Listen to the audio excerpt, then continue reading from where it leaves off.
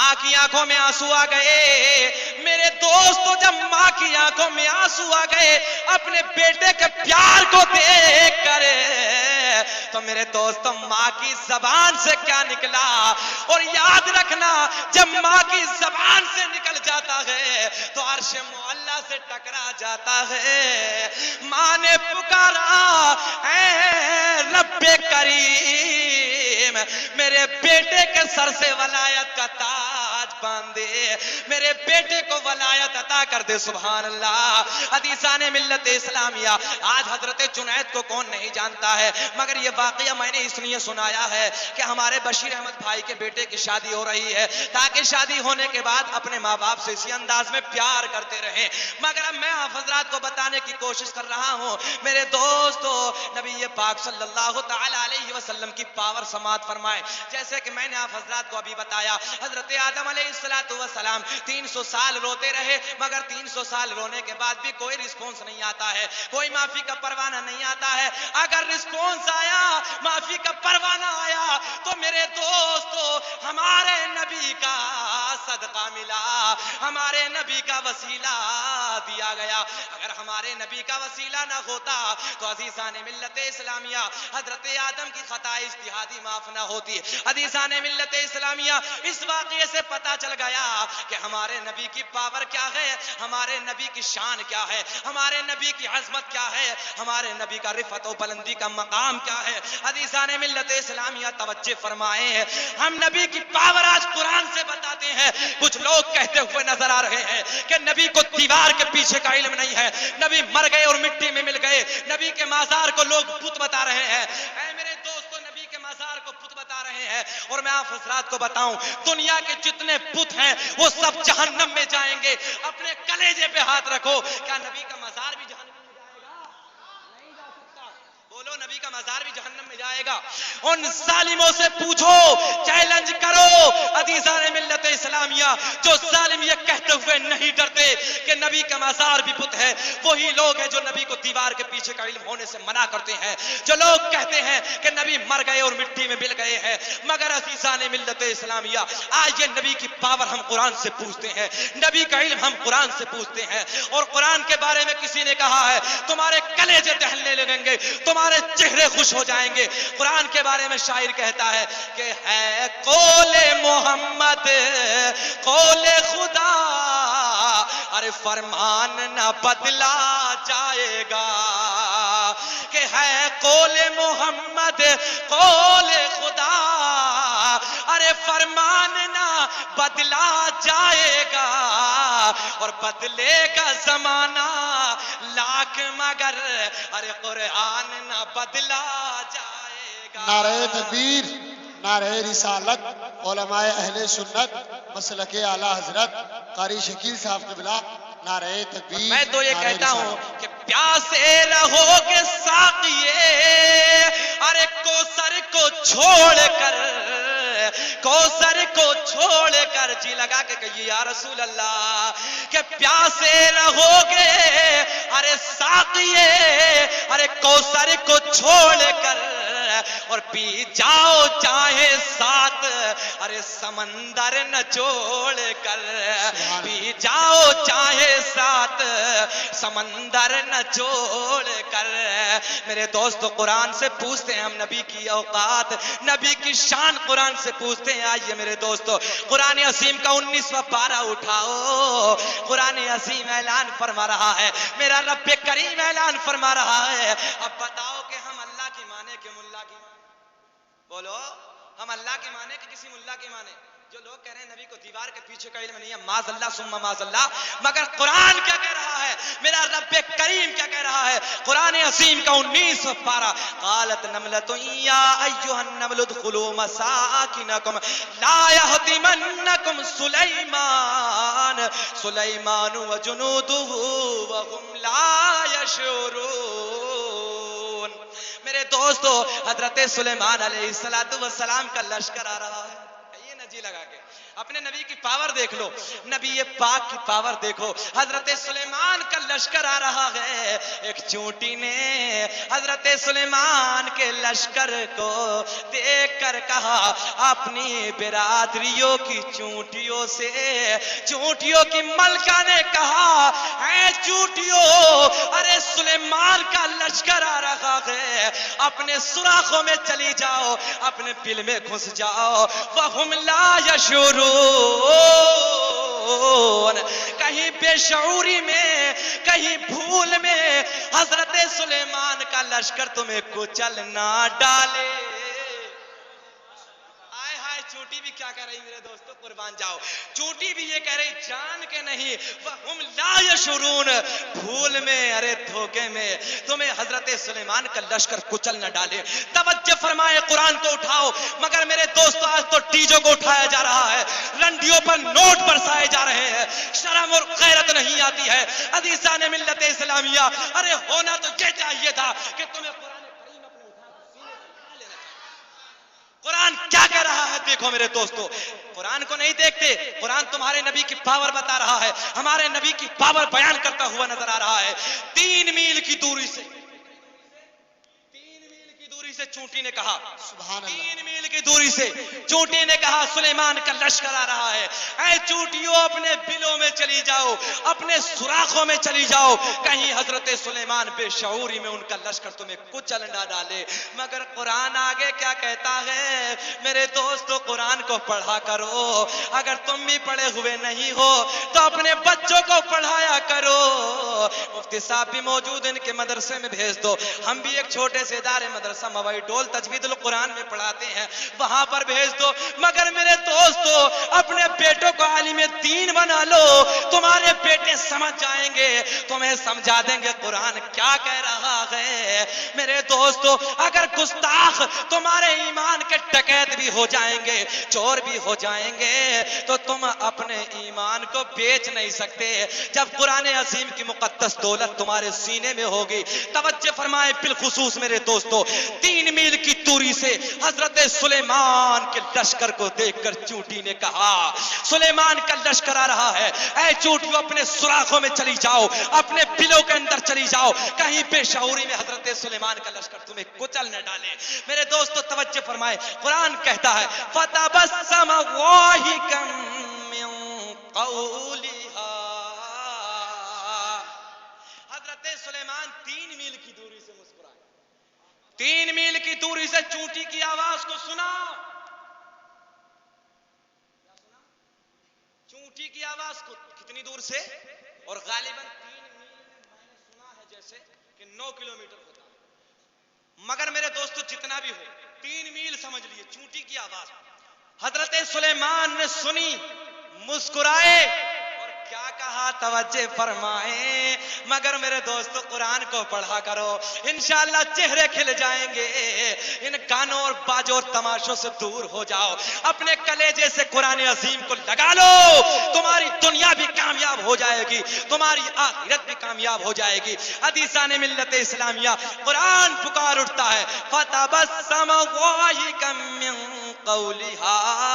حضرت سلیمان نے 3 میل کی دوری سے چونٹی کی آواز کو سنا اور چونٹی کی آواز کو سننے کے بعد مسکرائے اور مسکرا کے کہا او چونٹی تو کتنی نادان ہے، او چونٹی تو کتنی نادان ہے. آج میرے نبی کو کہا جا رہا دیوار کے پیچھے کا علم نہیں. میں تو یہ کہتا ہوں دعوے کے ساتھ میرے دوستو، جیسے کہ میں نے ابھی بتایا کہ دنیا رسول پاک کی عقبہ رسول کا، ارے ساری کائنات ہے صدقہ رسول کا. حضرت سلیمان علیہ السلام کو اگر نبوت ملی ہے تو میرے نبی کا صدقہ ہے. میرے دوستو، حضرت سلیمان نے 3 میل کی دوری سے سنا، مسکرائے اور کہا اے چونٹی تو کتنی نادان ہے کہ جو نبی ہو اور نبی ہو کر اسے پتا نہ ہو، ایسا نہیں ہو سکتا. جو نبی ہو اور نبی ہونے کے بعد اسے پتا نہ ہو، ایسا نہیں ہو سکتا. اب فیصلہ میرے دوستو ایمانداری کے ساتھ تمہارے ہاتھ ہے. ایمانداری سے یہ بتاؤ میرے دوستو عزیز بھائیو کہ جب حضرت سلیمان علیہ السلام 3 میل کی دوری سے چونٹی کی آواز نہ چھپ سکی, چونٹی کی آواز کو سن سکتے ہیں, تو کیا مدینے کا تاجدار, ہم سب کی آقا, رسولوں کے سردار میرے دوستو, کیا آج چنیاولی کی سرزمین پر بیٹھنے کے بعد, اس محفل میں بیٹھنے کے بعد, کیا اپنے غلاموں کی آواز, بولو, کیا اپنے غلاموں کی آواز کو نہیں سنیں گے؟ یا رسول اللہ کہنے کو نہیں دیکھیں گے میرے دوستو؟ عزیزان ملت اسلامیہ, آخری بات کہہ کے میں تم سے رخصت ہو رہا ہوں. مکے کی پہاڑیوں کے قریب میں ایک بستی آباد ہے, اس بستی میں میرے دوستو ایک نبی کا دیوانہ رہتا ہے. سبحان سن اللہ. لو میرے دوستو انشاءاللہ, اور آج ایسے عاشق رسول ہو کر اٹھو, انشاءاللہ العظیم تمہارے چہرے باغ باغ کھل اٹھیں گے.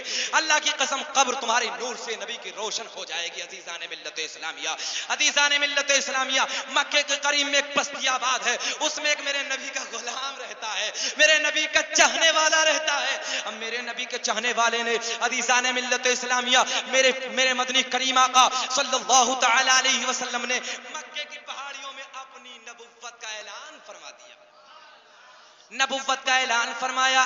اس غلام کے دل میں نبی کی محبت پیدا ہو گئی. باپ کا انتقال ہو چکا تھا, ساری زمین و جائیداد کا مالک میرے دوست اس کا چچا تھا. اپنے چچا کے پاس آتا ہے, اور چچا کے پاس آنے کے بعد کہتا ہے, اے چچا میں مکہ جانا چاہتا ہوں, محمد نام کے شخص سے ملاقات کرنا چاہتا ہوں, اے چچا جان مجھے اجازت دے دو. چچا نے کہا تو محمد کے پاس جا رہا ہے, معاذ اللہ, وہ تو دیوانہ ہو گیا ہے, وہ تو پاگل ہو گیا ہے, وہ تو مجنون ہو گیا ہے. ایسے ایسے جملے میرے نبی کو بول رہا ہے وہ خبیث.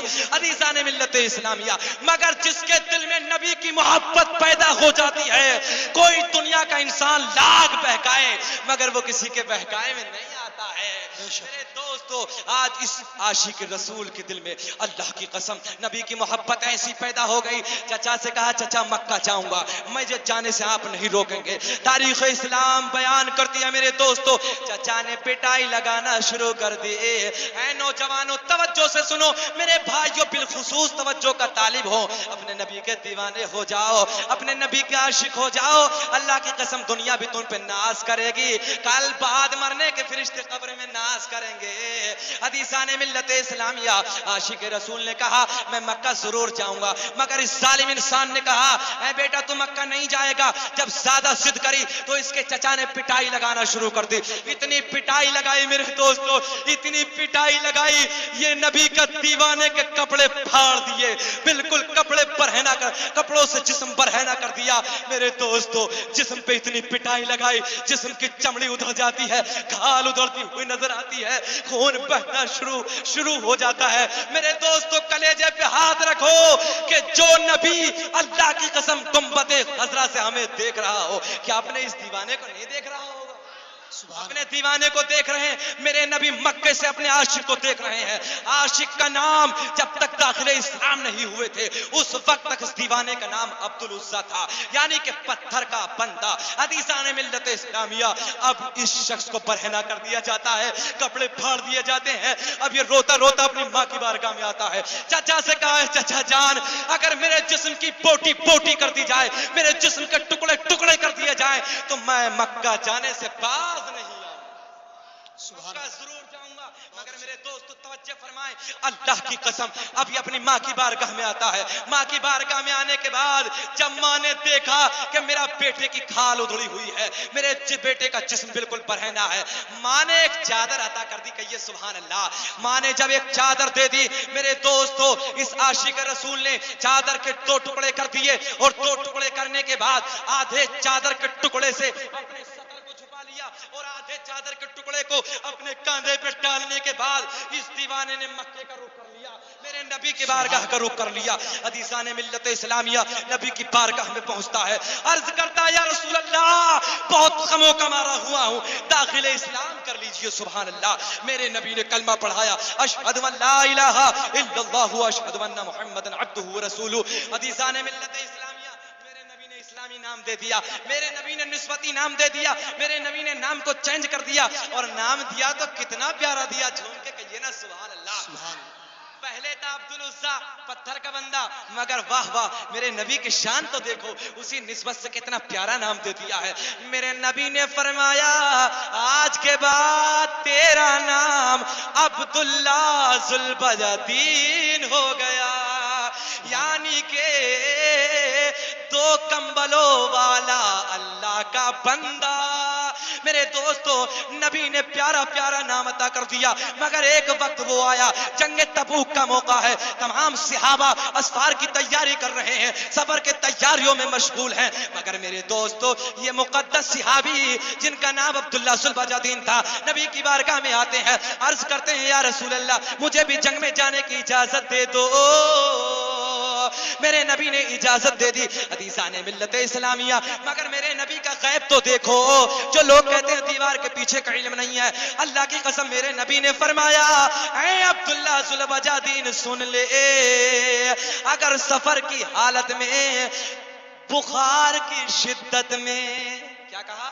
سفر کی حالت میں بخار کی شدت میں، بخار کی تپش سے تمہارا اگر انتقال ہو گیا تو کل قیامت میں شہیدوں کی جماعت کے ساتھ اٹھائے جاؤ گے۔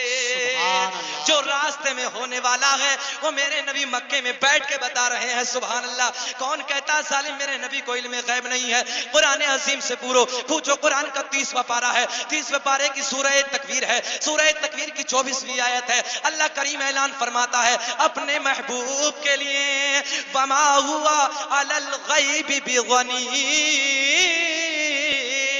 اور یہ نبی غیب کی باتیں بتانے میں بخیل نہیں ہے۔ حدیثان ملت اسلامیہ، اب تمام صحابہ سفر کے لیے روانہ ہو جاتے ہیں، مگر جو میرے نبی نے مکے میں بیٹھ کے فرمایا تھا وہ وقت آ گیا، زمین پھٹ سکتی ہے، آسمان کے ٹکڑے ٹکڑے ہو سکتے ہیں، مگر نبی کا فرمان نہیں بدل سکتا۔